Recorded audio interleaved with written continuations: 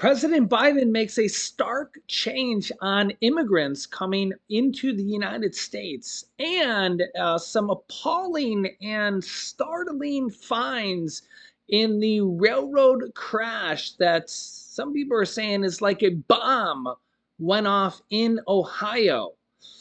Yeah, let's jump right in. Thank you so much for liking and sharing these videos. You're not going to believe some of this. Here we go. President Biden unveils Trump-style plan to deter asylum seekers at Mexico border. And I know some of you are saying Trump-style plan, yeah, right. But you'll actually see why the headlines are saying that, because it literally follows an actual plan he tried before. The administration's most aggressive plan yet would bar most migrants who hadn't sought protection in other countries first. The problem is that this kind of didn't work before. Will it work this time? And while this comes as pretty much most people think that the Biden administration, Biden himself, and Vice President Kamala Harris have not really done a great job with the illegal migrants coming across the border. And this comes after Trump has built the wall. Imagine if the wall wasn't there.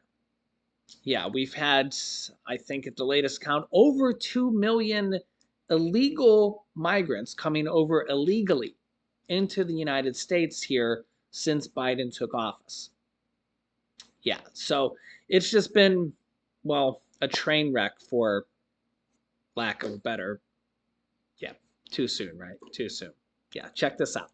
The United States could bar tens of thousands of migrants arriving almost per day at the United States-Mexico border from claiming asylum under a proposal unveiled just yesterday that would be the most wide-ranging attempt yet by the Biden administration to deter unauthorized illegal crossings. Under the new rule, the U.S. would generally deny asylum to migrants who aren't trying to come over legally and haven't done the paperwork and, done all the correct things, who just show up at the southern border without first seeking protection in a country that they passed through. So think Mexico or Canada if they're coming from the north, right? So they would have to first seek protection in a country that they passed through, mirroring an attempt from the Trump administration that never took effect because it was blocked in a court previously. The measure, while stopping short of a total ban, which could also be blocked in a court, but we would have to see, imposes severe limitations on asylum for people of any nationality except Mexicans, who don't have to travel through a third country to reach the U.S. The proposed rule establishes a rebuttal presumption of asylum ineligibility for anyone who passes through another country to reach the U.S. border with Mexico without first seeking protection there. According to a notice in the Federal Register, exemptions will be made for people with an acute medical emergency, imminent and extreme threat of violent crimes, such as these three things here, or being a victim of these things here on screen. Children traveling alone will also be exempted according to the rule, which is interesting because how would the children be traveling alone? God bless them if they are, right? The measure, which was posted online here yesterday, will be subject to a 30-day public comments period before it can be formally adopted. It would also be temporary and limited to a period of 2 years with the possibility to extend it. The American Civil Liberties Union vowed to fight the Biden rule in court, comparing it to the Trump restrictions, which was dubbed a transit ban by activists, saying, quote, "We successfully sued to block the Trump transit ban and will sue again if the Biden administration goes through with its plan." said Lee Gellerant, a ACLU attorney who argued the Trump-era lawsuit. Homeland Security and Justice Department argued that the surging numbers of migrants left them with little choice. They anticipate illegal crossings to climb between 11,000 and 13,000 a day if no action is taken after Title 42 ends, and an even higher figure that the 86,000 daily crossing in mid-December. Yeah, so the problem is we're pretty much like the only country in the world that we don't really allow people to come in illegally, but we have kind of lax policies here on it. I mean, don't get me wrong, we have border control and we have the wall now. Believe it or not, here, I'll show you the headlines in case you don't believe it, but I'll show it to you. After Biden has taken so much criticism and has had so many people crossing illegally, he's actually, you can see the headline here. This one's from ABC News. Biden administration working on more fixes to the Trump border wall construction. So they've actually been fixing parts of the border wall. And here's another previous news. Biden administration to fix border wall gaps near Yuma, Arizona. So they've actually been fixing different parts of the wall, well, because of, well, illegal migrants, 10,000 plus per day coming. And well, the reality of it is that these are people coming over illegally. They're sneaking in the middle of the night, coming through the wall or finding gaps or going through tunnels, and they're not doing paperwork. They're not coming the right way. And I mean, you guys can let me know your thoughts on this here in the comments, but I mean, largely, imagine what other countries in the world would do if they caught people doing this. I mean, let me know your thoughts here, but I mean, we're one of the only countries that is even lax on this. So, yeah, I know everybody has a slightly different opinion on this, but I'll keep you up to date here. And what some people are calling the bomb train. Some people are saying it's like a bomb went off in Ohio because it literally looks like that. Bomb train in Ohio sickens residents after railroad cutbacks and corporate greed led to toxic disaster. And now we're realizing that the water testing, at least a lot of the initial water testing after the Ohio train derailment, was led and paid for by the rail company itself. So, especially at the beginning, when these people were told, it's okay to go back to your home, it's okay to drink the water, it's safe, etc., these tests were conducted by the railroad company. Let me look at this. Would you go back? Would you drink the water? Would you breathe that air? Would you send your children there? It's just, it's really concerning. It's really concerning. And the amount of cover up that's going on, and these tests are conducted by the railroad company. And the other problem here is that the railroad company could have sucked up these chemicals. They could have cleaned it up. They could have taken the time to do it. And instead, they decided to burn off these chemicals because it was cheaper and faster for them to do it.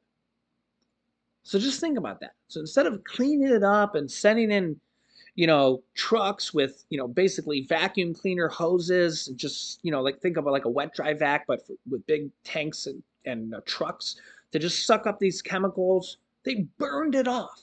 They burned it off and sent these massive, cloud plumes into the air. Think atomic bomb-like plumes, because it's basically what it looks like. And all these particles go into the air, and they're going to come down and land in the air or on the ground, in the water. And a lot of these homes there have well water. Where's this stuff going to go? And they're telling people, oh, the water's safe to drink. Oh, the water's safe to drink. It's just absolutely crazy to me, insane to me. I would absolutely be insisting they buy my property and I'm leaving. There's no way. There's no way I would ever want to live there And it just feels like a cover up to me. It just feels like a cover to me. And you got the governor, Governor Mike DeWine, going, home to home in some cases. I've seen some of the interviews saying, "Oh, it's okay to drink the water." He takes a sip of the water and then leaves. But who's kidding who? He's not drinking that water day after day after day, right? And it's just like you just think of the movie Aaron Brockovich. It literally just kind of reminds me of that. And you really just don't know where these chemicals are, where they traveled once they were in the air, what neighboring cities they're going to be at, why they were allowed to burn this off. This should just never have been allowed. They should not be allowed to do what they call a controlled burn. Now we've sent this up into our atmosphere. Who knows where that's gone? Neighboring states, neighboring cities. How many people are going to breathe that in now?